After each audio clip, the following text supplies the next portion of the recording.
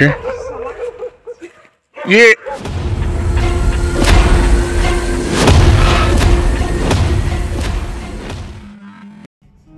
যা দেখলেন প্রিভিউতে এতক্ষণ, পুরো ভিডিও দেখার পরে জানতে পারবেন আসল রহস্যটা কি।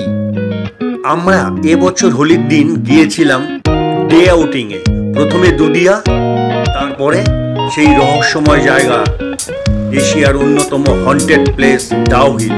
চলুন পুরো ভিডিওটা দেখি।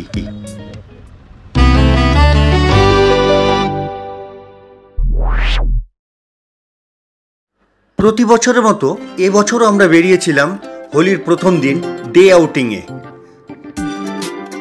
শিলিগুড়ি থেকে আমরা 4 জন প্রথমে গিয়েছিলাম দুদিয়াতে সারাদিন কাটাবো বলে। শিলিগুড়ি ইস্টার্ন বাইপাস ধরে আমাদের গাড়ি এগিয়ে চলছে। এই মুহূর্তে আমরা সেবক রোডে উঠলাম। বাঁ দিকে সোজা রাস্তাটি শিলিগুড়ি শহরের দিকে ঢুকে যায়। আমরা চম্পাশাড়ি বাইপাস ধরে এগিয়ে চলেছি মাল্লাগুড়ির দিকে। দোলের দিন থাকাতে সবাই রং মেখে রাস্তায় বেরিয়েছে আনন্দ করতে।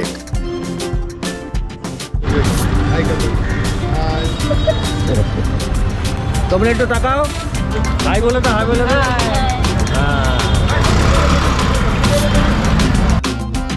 পৌঁছে গেলাম শিলিগুড়ির দার্জিলিং মোড়ে। এই যে দেখা যাচ্ছে হিলকার রোড। মাল্লাগুড়ি থেকে ডান দিকে টার্ন নিয়ে আমরা দার্জিলিংয়ে যাওয়ার রাস্তায় ঢুকে গেলাম। রাস্তাটির নাম এটিও হিলকার রোড। আমাদের সঙ্গী ছিল আমি, এই যে পিছনে রয়েছে তরুণীমা সুগায়িকা, পাশে রয়েছে আমার স্ত্রী, আর এই তরুণীমার হাজবেন্ড বাবান গাড়ি চালাচ্ছে। আমরা দাগাপুর ছাড়িয়ে এগিয়ে চলছি শুকনার দিকে।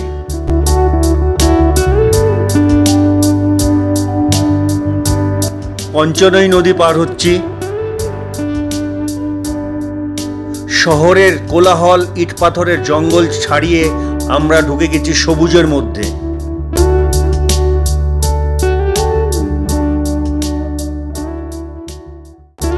ডান দিকে টয় ট্রেনের লাইন সমান্তরালভাবে আমাদের সঙ্গে এগিয়ে চলেছে। এই যে বাঁ দিকে শিলিগুড়ির একমাত্র 5 স্টার হোটেল মেফেয়ার, বাঁ দিকে গেলে চামটা।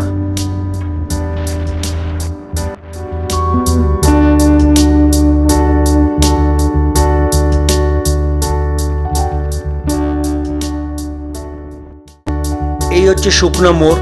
বাঁ দিকে গেলে মিরিক, দুদিয়া বা কার্শিয়াং যাওয়া যাবে। আবার সোজা গেলে হিলকার রোড ধরেও কার্শিয়াংয়ে গিয়ে মিলিত হবে। আমরা বাঁ দিকে রাস্তাটি নিলাম। সুন্দর জঙ্গলের রাস্তা ধরে আমরা এগিয়ে চলেছি প্রাকৃতিক শোভা নিতে নিতে।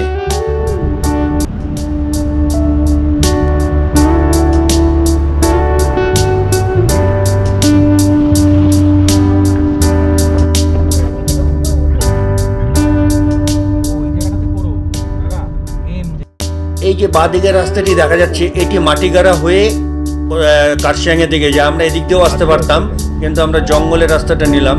এখানে একটা পুলিশ পিকেট আছে, আমাদের গাড়ি হট করে দাঁড় করিয়ে দিল। আমরা একটু ভয় পেয়ে গেলাম, কিন্তু পুলিশ আমাদের সাথে কি করলো একবার দেখে নেওয়া যাক।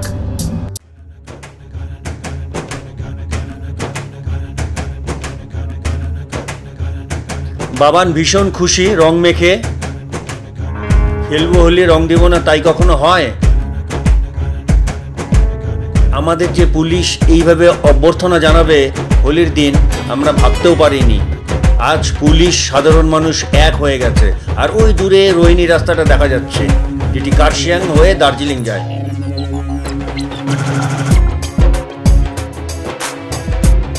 আমাদের দোল খেলার পর্বটি এখনো চলছে।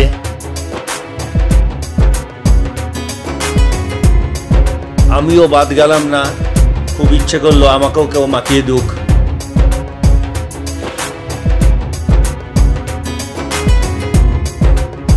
শুধু আমাদেরকেই না, পাহাড়গামী প্রতিটি গাড়িকে দাঁড় করিয়ে ওরা রং মাখিয়ে দিচ্ছে। শুরুতেই সুন্দর একটা অভিজ্ঞতা হলো।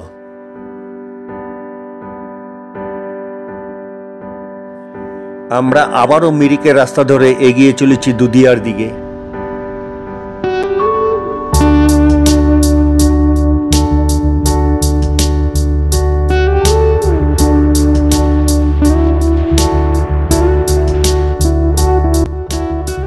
আমাদের আজ দুদিয়ায় যাওয়ার প্রধান উদ্দেশ্য ছিল সারাদিন বালাসন নদীতে কাটাবো, এবং যেহেতু কম বেশি চারজনই আমরা গান বাজনার সাথে যুক্ত, তো ওখানে আমাদের সঙ্গী ছিল গিটার।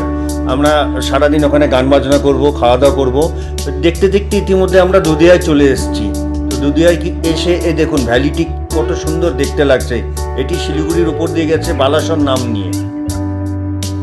তো দুদিয়ায় এসে আমরা সারাদিন কাটালাম, এখানকার কিছু স্মৃতি আমরা ফ্রেমবন্দি করে রাখলাম।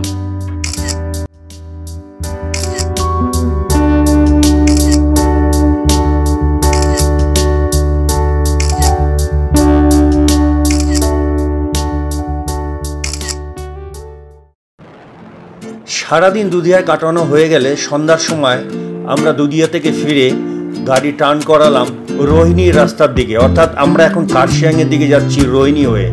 কোথায় যাচ্ছি, কেন যাচ্ছি? হ্যাঁ, সেই রহস্যময় জায়গা ডাউহিল। কার্শিয়াং থেকে 5 কিলোমিটার একটু উঁচুতে অবস্থিত এই ডাউহিল নিজের শিরদাঁড়ায় ভয়ের ঠান্ডা স্রোত বইয়ে দেওয়ার জন্য যেখানে ছুটে আসেন দেশ বিদেশের রোমাঞ্চপ্রিয় পর্যটকের দল।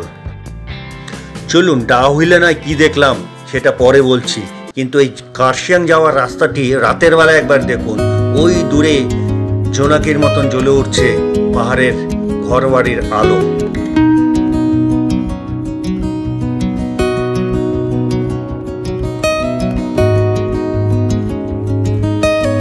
এই সুন্দর রাতের দৃশ্যটি দেখতে দেখতে আমরা পৌঁছে গেলাম কার্শিয়াংয়ের খুব কাছাকাছি। ওই যে আলোগুলো জ্বলছে ওটি কার্শিয়াং শহর। আমরা ওর পাশ দিয়ে বেরিয়ে যাব ডাউহিলের পথে। আহা, কি লাগছে রাতের কার্শিয়াংকে। দার্জিলিং যদি পাহাড়ের রানী হয় তবে কার্শিয়াং অবশ্যই রাজকন্যা। হ্যাঁ, এই যে দেখুন, এবার আমরা কার্শিয়াং শহরকে ছাড়িয়ে ডান দিকের একটি সরু রাস্তা যা ডাউহিলের দিকে চলে যায়, সেই সরু রাস্তা আঁকাবাঁকা রাস্তা ধরে আমরা এগিয়ে চলেছি। ওই দেখুন নিচে কার্শিয়াং শহরটি দেখা যাচ্ছে। হোলির প্রথম দিন, এখন সন্ধ্যা 7টা বাজে, রাস্তা শুনশান। কেমন একটা ভয়ানক রাস্তা দিয়ে আমরা এগিয়ে চলেছি এবং রাস্তাটি ভীষণই সরু।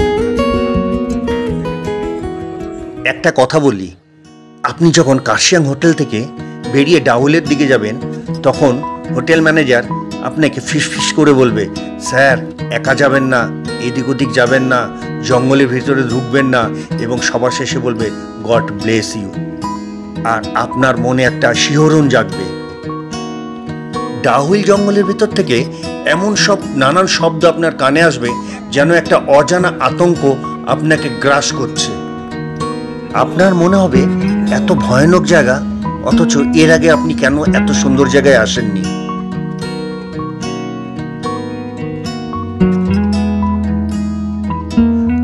আপনি যদি কখনো কোনো ভাড়ার গাড়িতে আসেন, আপনাকে ড্রাইভার সাহেব সবসময় কানের সামনে বলতে থাকবে, স্যার রিস্ক মত লেনা। ডাউহিলকে নিয়ে জড়িয়ে আছে নানান রকম ভুতুরে সব গল্প।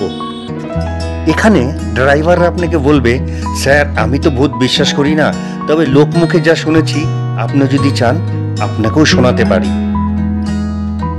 আর আপনি যদি ভূতে বিশ্বাস নাও করেন, ডাউহিলের এই গা ছমছম পরিবেশে গায়ে কাটা দেওয়ার মতন গল্প শোনার সুযোগ আপনিও হাতছাড়া করবেন না। ড্রাইভারের প্রস্তাবে রাজি হলে ড্রাইভার প্রথমেই নিয়ে যাবে আপনাকে ডেথ রোডে, অর্থাৎ ডাউহিল রোড ধরে ফরেস্ট ডিপার্টমেন্টের অফিসের দিকে।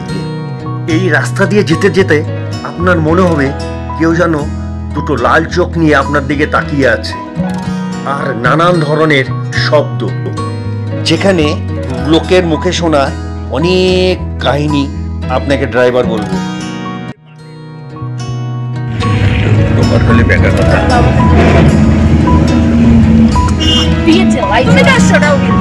আমি কবে দুটো শাকচুন্নি কিন্তু আমাদের গাড়িতেই আছে।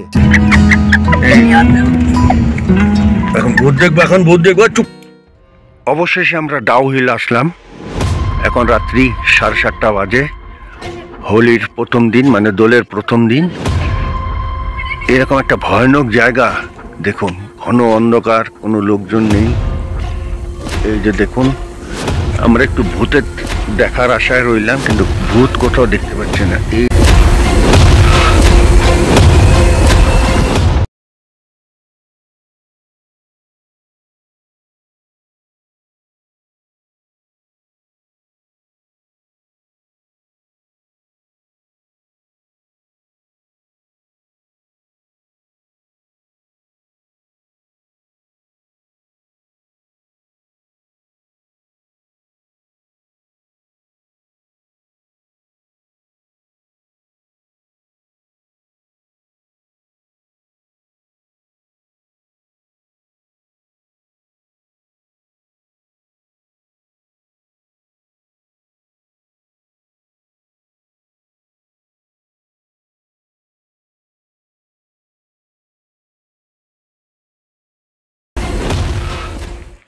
এমনিভাবে চারিদিকে দেখতে দেখতে হঠাৎ অন্ধকার থেকে কে যেন একটা আমাদের দিকে আসছে খটমট শব্দে। দেখুন, একটু স্লো মোশনে দেখে নিই।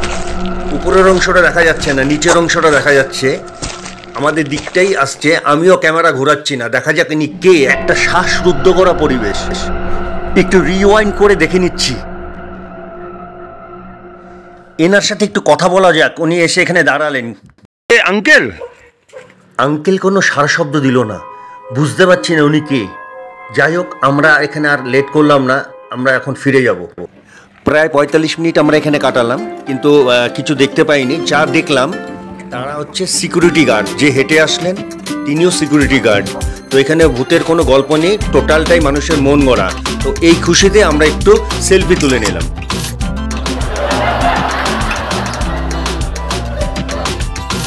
অনেক দিনের ইচ্ছে ছিল ডাহুইলে একটু রাতের বেলায় যাওয়া, সেটা আমরা একটা রোমাঞ্চকর মুহূর্ত কাটিয়ে এইমাত্র আমরা কার্শিয়াং ফিরে এলাম। ওই যে দেখা যাচ্ছে কার্শিয়াং টয় ট্রেনের স্টেশন।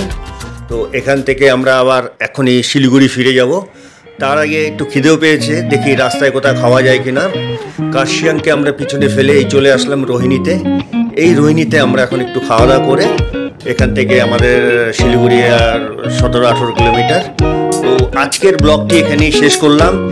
ভয় পাবেন না, তেমন কিছু নেই ডাউহিলে। তো ভালো লাগলে লাইক, শেয়ার, সাবস্ক্রাইব অবশ্যই করবেন। ধন্যবাদ।